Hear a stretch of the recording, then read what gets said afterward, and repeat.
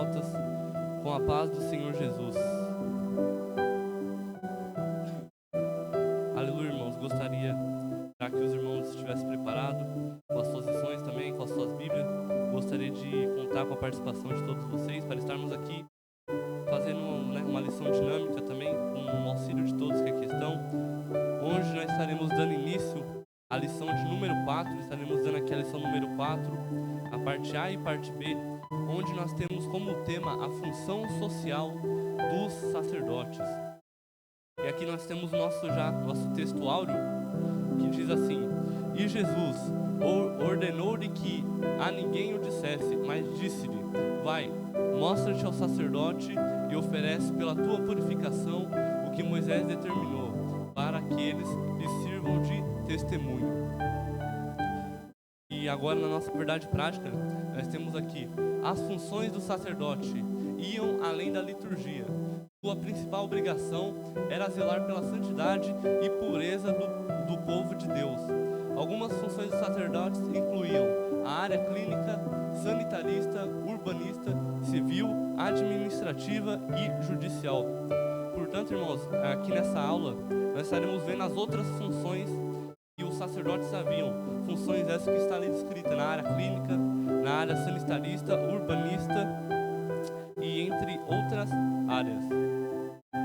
E nessa lição nós estaremos vendo as funções dos sacerdotes, que eram homens escolhidos e separados pelo Senhor, e que tinham ali uma grande honra de estar fazendo a obra do Senhor, de estar servindo ali ao Senhor. E por mais que fosse uma grande honra, os sacerdotes, como eles estavam em um cargo de referência, eles tinham ali grandes responsabilidades, eles tinham ali grandes deveres, no qual eles precisavam cumprir, e eles tinham muita exigência. O sacerdócio, ele exigia sacrifícios, porque era uma função muito importantíssima, conduzir o povo de Deus de acordo com a lei, conduzir o povo em santidade e também em justiça.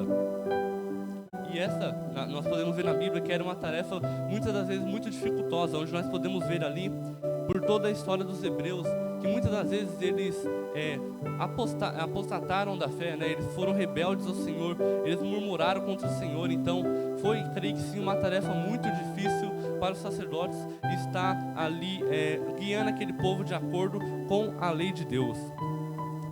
E como foi dito, eles exerciam também outras funções essas que exigiam discernimento, que exigiam muita sabedoria por parte dos sacerdotes, porque eles tinham que ter a sabedoria, eles saber o que era puro, o que era impuro, o que era certo, o que era errado, o que era santo e o que era profano. E eles tinham que sempre estar ali de acordo com a lei de Deus, em santidade, em justiça, porque eles deveriam ser a mais alta referência, o mais alto referencial para aquela nação. E mesmo hoje em dia, na nova aliança, isso não é diferente, porque até os dias de hoje, o Senhor, Ele cobra de nós para que estejamos em santidade, para que estejamos em justiça. E Ele continua exigindo de nós este sacrifício, para que nós possamos ter um padrão de santidade, para que nós possamos ter um padrão de justiça no trabalho dEle. Agora, indo para a introdução, ali diz: além de zelar pelo culto do Senhor, os sacerdotes tinham ainda como função inspecionar a saúde de Israel, fiscalizar-lhes as moradias e regular-lhes a vida social e jurídica. Nesse sentido, eles podem ser vistos também como médicos, sanitaristas e juízes. Todavia, a sua função mais importante era conduzir o povo na lei de Deus, a fim de torná-lo propício ao Senhor, que exige de cada um de nós, de cada um de seus filhos, santidade, pureza e distinção. Vejamos, pois, como os sacerdotes levaram os israelitas a ser o povo mais ordeiro, distinto e saudável de seu tempo. Portanto, ali, irmãos, nós podemos ver algumas das suas funções.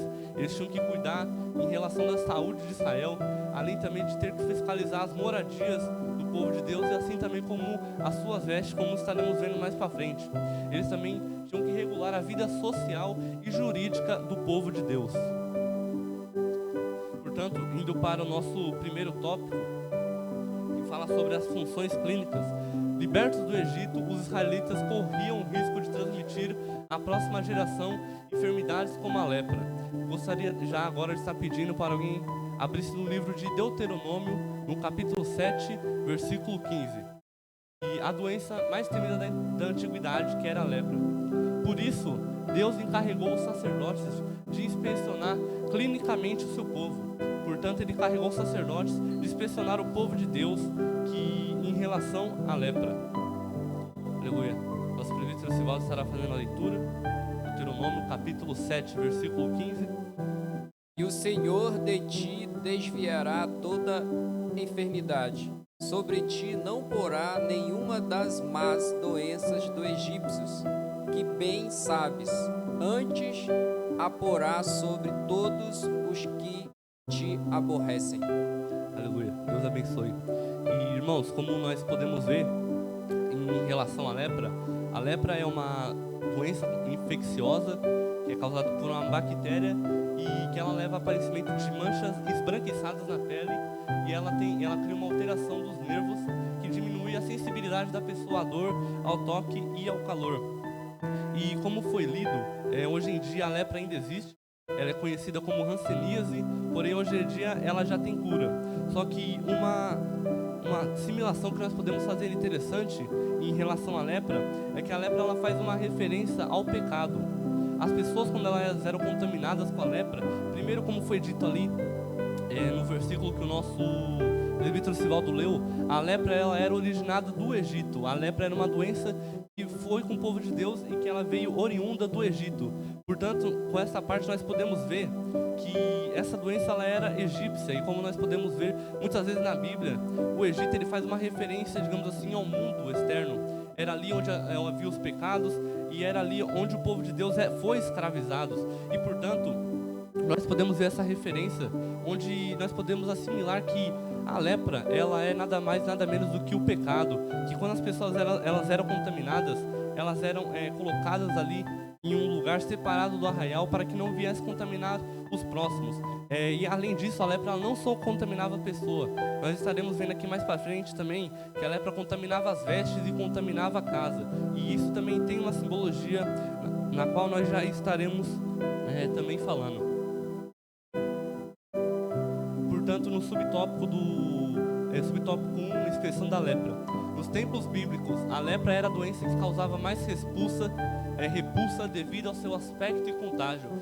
Gostaria de estar pedindo para alguém estar abrindo Levítico, capítulo 13, no versículo 2. E se Deus não a curasse, médico algum poderia fazê-lo. Haja visto o caso do general sírio Naamã. O Senhor Jesus, durante o ministério terreno, curou diversos leprosos e ordenou aos seus discípulos a que os purificassem em seu nome.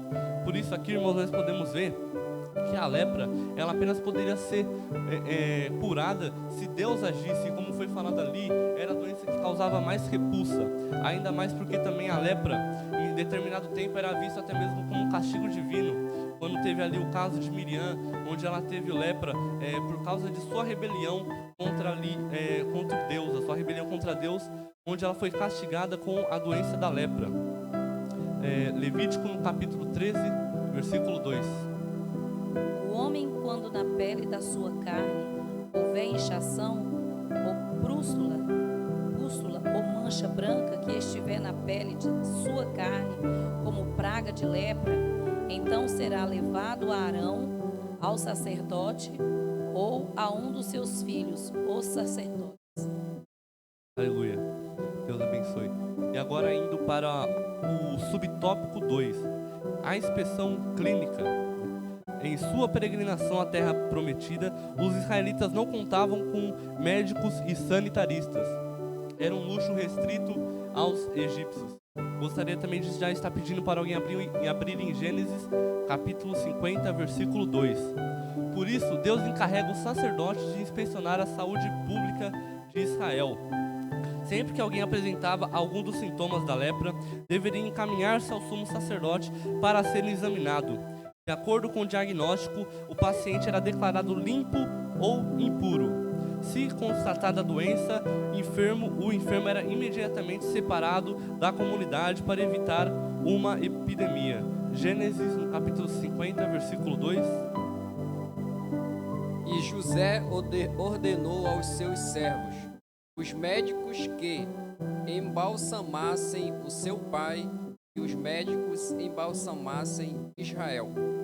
Aleluia. Por este versículo nós podemos ver que, como foi ali dito, os médicos, os sanitaristas, eles haviam ali no Egito. Porém, quando o povo de Deus, eles foram libertos do Egito, eles não haviam ali médicos, não havia ali sanitarista.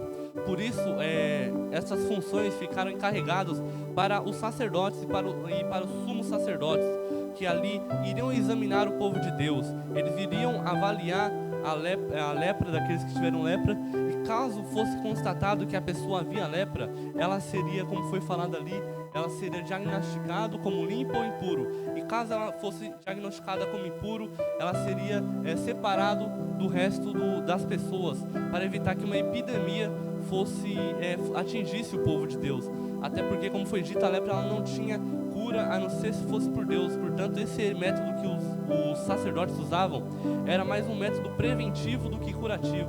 Eles afastavam ali o povo para que eles prevenissem que os restantes também se contaminassem com aquela doença. E subtópico 3, que diz a limitação do sacerdote.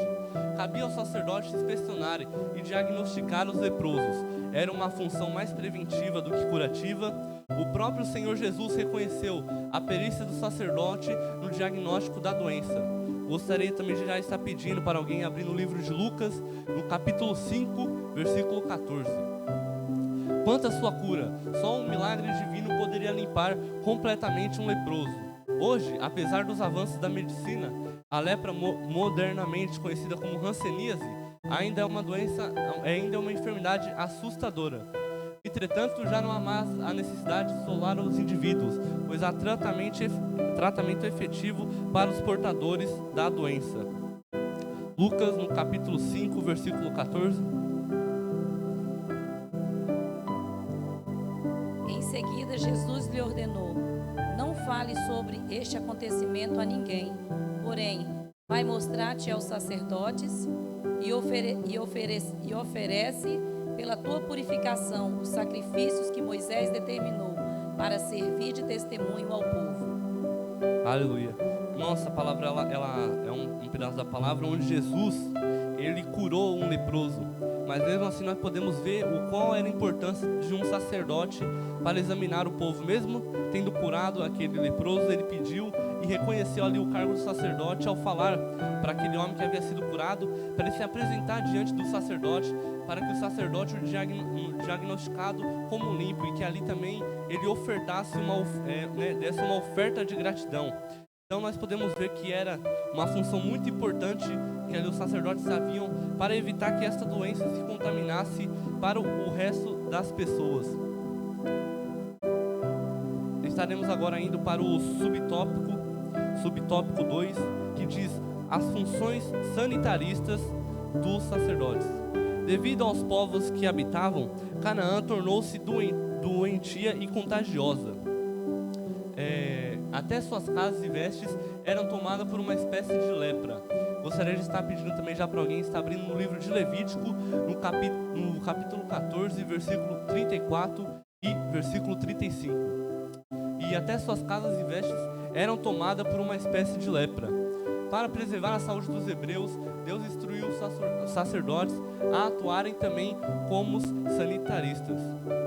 Levítico, capítulo 14, versículo 34 e versículo 35.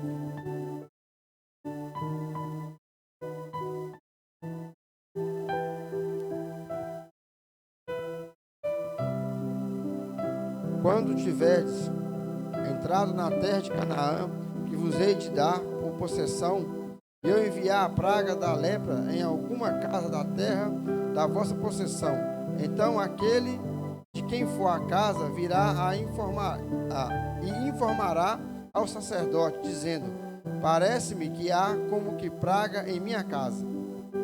Aleluia. Como foi dito também, irmãos, além de analisarem o povo de Deus, eles também que tinham analisar as vestes e também as moradias do povo de Deus. E tudo isso também tem uma simbologia em relação ao pecado que estaremos também falando mais à frente.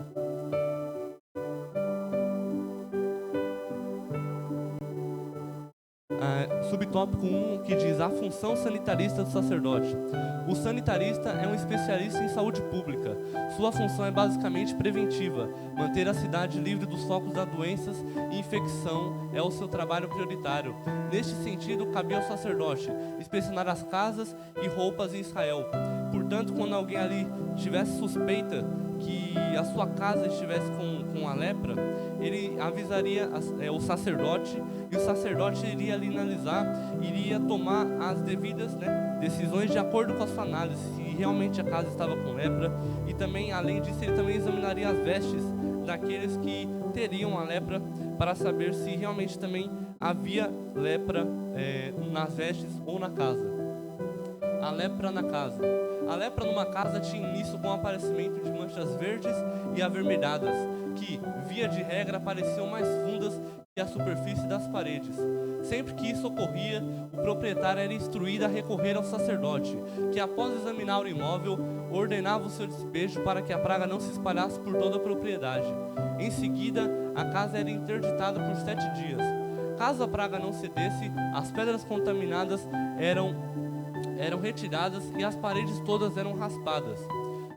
Em último caso, o sacerdote tinha autoridade para ordenar a demolição do imóvel, para evitar que a lepra contaminasse outras propriedades, e todo entulho era jogado fora da cidade.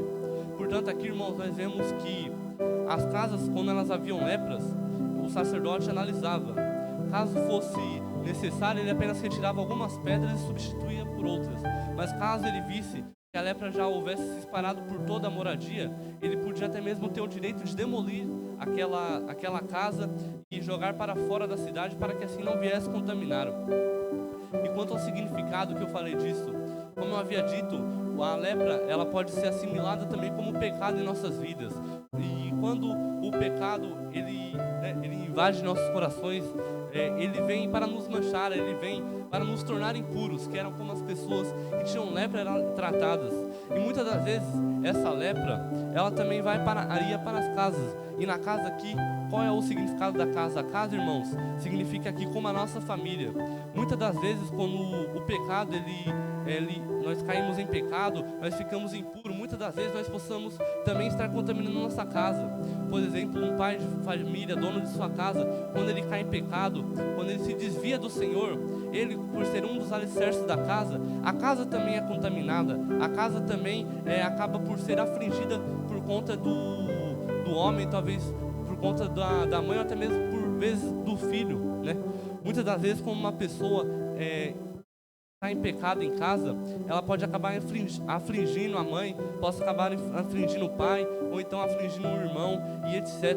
Por isso, aqui está uma similarização, que a lepra na casa, ela também simboliza quando o pecado sai de nossas vidas e acaba por afetar a nossa família. Também agora no subtópico 3, a lepra nas vestes. As vestes também estavam sujeitas à lepra. Nesse caso específico, tratavam-se de mofos e fungos igualmente nocivos à saúde. De imediato, a roupa deveria ser levada ao sacerdote. Se a praga se mostrasse resistente, o vestuário deveria ser queimado, a fim de se evitar a propagação de doenças. Deus advertiu solenemente aos israelitas a se guardarem da praga da lepra, pois a doença abria a porta para outras enfermidades e moléstias. Por isso a lepra tornou-se um dos símbolos mais fortes do pecado. E as vestes aqui, irmãos, ela representa a nossa santidade. Muitas das vezes uma pessoa em pecado, impura, ela tem as suas vestes sujas. E nós sabemos que na Bíblia, quando o nosso Senhor Jesus voltar, nós precisamos estar com as nossas vestes brancas. E a lepra também é a representação do pecado. Quando uma pessoa cai em pecado, a sua veste também é contaminada. Essa pessoa que uma vez era pura, acaba por ficar impura. E como nós podemos ver ali, um fato interessante que diz que a doença abria a porta para outras enfermidades e moléstias. Muitas das vezes um pecado que nós cometemos vai abrindo portas para outros pecados adentrar em nossas vidas. Talvez aquelas pessoas que têm o seu pecado de estimação pode abrir uma vez para um pecado maior ainda, e essa pessoa vai caindo cada vez mais e vai ficando cada vez mais impura. E como foi dito ali, quando a lepra se espalhava também por toda a veste, ela podia até mesmo ser queimada. E também cabia aos sacerdotes estar analisando as vestes daqueles que estavam contaminados com a doença da lepra. Glória a Deus, aleluia. Estaremos agora avançando para a nossa parte B, para o nosso subtópico 3, que fala sobre as funções jurídicas. Nós acabamos de analisar as funções clínicas e sanitaristas do sacerdote. Como foi dito aqui, eles analisavam as pessoas com lepra, as suas vestes e também a casa, né, as moradias ali, eles cuidavam para que aqueles que estivessem contaminados não pudessem contaminar o restante do povo de Deus. Agora estaremos falando sobre as funções jurídicas. O livro de Levítico apresenta várias disposições jurídicas a fim de proteger a família, a propriedade privada e principalmente a vida humana. Nesse sentido, o sacerdote também atuava como juiz. Portanto, aqui nós podemos ver mais algumas funções do sacerdote. Atuavam com o intuito também de proteger a família, proteger a propriedade privada do povo de Deus, que nós estaremos vendo aqui, que a propriedade privada era uma dádiva dada para o povo de Deus, e também proteger a vida humana em si. E muitas vezes tinha que atuar como um juiz.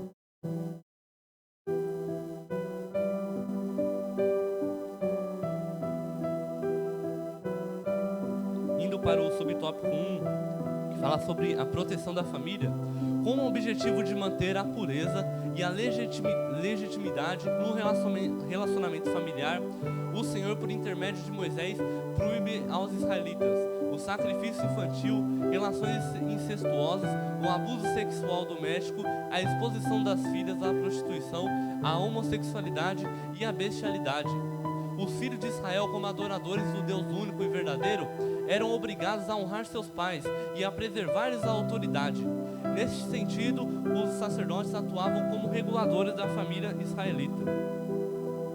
Então aqui, irmãos, nós podemos ver que além também de cuidar das funções clínicas e sanitaristas do povo de Deus, os sacerdotes também tinham que cuidar também das relações familiares. Eles tinham que ver ali se todo o povo de Deus estava de acordo com aquilo que o Senhor havia estabelecido, coisas essas que eram feitas pelo mundo, como sacrifícios, relações incestuosas. E o sacerdote, ele tinha a função de estar monitorando o povo de Deus, porque naquela época, como nós podemos ver em várias partes, às vezes por um pecado de uma pessoa, por um erro de uma pessoa, a sua descendência toda acabava por receber uma maldição, ou até mesmo o povo de Deus em si recebia uma dura punição. Por isso também era a função do sacerdote estar ali monitorando as famílias, para ver se a família estava de acordo com o querer do Senhor. Por isso eles atuavam como os reguladores da família israelita. Também atuavam também na proteção da propriedade privada. A propriedade privada em Israel era sagrada, uma dádiva de Deus ao seu povo. Por este motivo, os israelitas deveriam tratar as suas casas e campos de maneira amorosa e responsável. As colheitas deveriam ser feitas de maneira a atender à carência do mais pobre. Gostaria de estar pedindo para que alguém abrisse no livro de Levítico, capítulo 23, no versículo 22. Sendo, pois, a terra propriedade do Senhor, não poderia ser explorada de maneira irresponsável e contrária à natureza. Do texto sagrado, depreendemos que o sacerdote tinha por obrigação supervisionar o uso sustentável da terra. Por isso, irmãos, aqui o sacerdote também tinha a função de regulamentar as propriedades, aquelas dádivas que o Senhor havia entregado para os seus filhos. Gostaria que alguém estivesse lendo Levítico, no capítulo 23, versículo 22. E quando sacaste a cega de vossa terra, não acabarás de secar os cantos do teu campo, nem colherás as espigas caídas da tua seca. Para o pobre e para o estrangeiro as deixarás. Eu sou o Senhor vosso Deus. Portanto, irmãos, até mesmo no cuidado de suas terras, no cuidado de seus campos, os israelitas tinham que ter esse cuidado. E os sacerdotes também tinham que monitorar como a terra era tratada, como a dádiva que o Senhor havia dado para o seu povo era tratado. Nós podemos ver até aqui mesmo que eles não poderiam colher as espigas caídas, para que assim aqueles que fossem pobres, aqueles que fossem estrangeiros, pudessem ali também recolher aquelas plantações caídas. E, portanto, também era uma função do sacerdote estar monitorando como a terra de Deus era cuidada, será também cuidada de uma forma sustentável para a continuação do seu povo. E chegamos aqui no subtópico 3, que é a proteção da vida. Também cabia ao sacerdote inspecionar a edificação das casas, a criação de animais, a preservação da mulher grávida e do filho que ela trazia no seu ventre. Enfim, a vida nas Escrituras é sagrada, um dom do Criador de todas as coisas. Por isso o Senhor determina no 6º mandamento: não matarás. Está aqui também mais uma das funções do sacerdote, que é monitoração em relação à proteção da vida. Ele ali tinha a função de inspecionar a edificação das casas. Também isso cabe um pouco na monitoração das casas que haviam lepra, a criação também de animais, também na preservação da mulher grávida e do filho que ela trazia no seu ventre, ou seja, era uma responsabilidade em dobro, uma vez que ele tinha que monitorizar a saúde da mulher grávida, assim como também do seu filho que estava na sua barriga. E como a vida é um dom do Criador de todas as coisas, o Senhor ele determina para que o sacerdote também monitorizasse toda a vida, né? Cada pessoa que ali estivesse estava sob o cuidado de Deus, cada pessoa que ali estava sob o cuidado do Senhor Jesus. E ele também ordenava para que os sacerdotes cuidassem de seu povo, cuidassem da vida do seu povo. Aleluia. Para também estar finalizando na conclusão, a aliança do Senhor com a tribo de Levi era firme e bem conhecida de todo Israel. Eis porque seus descendentes deveriam ser o mais alto referencial da nação, no que tange a palavra de Deus, a instrução e a administração da justiça. Se o Senhor exigiu excelência e correção nos levitas no Antigo Testamento, como devemos nós agir no âmbito do Testamento Novo? Que o nosso culto seja marcado pelo amor a Deus e ao próximo. Sejamos, pois, uma fiel referência em todas as coisas. Por isso, irmãos, nós podemos ver aqui que por mais que os sacerdotes tivessem as funções de cuidar do povo de Deus, de estar regulamentando o povo de Deus, antes disso, eles tinham que ser uma referência para o povo. Todos nós temos uma referência em cada igreja, que é o pastor, que é o sacerdote da igreja.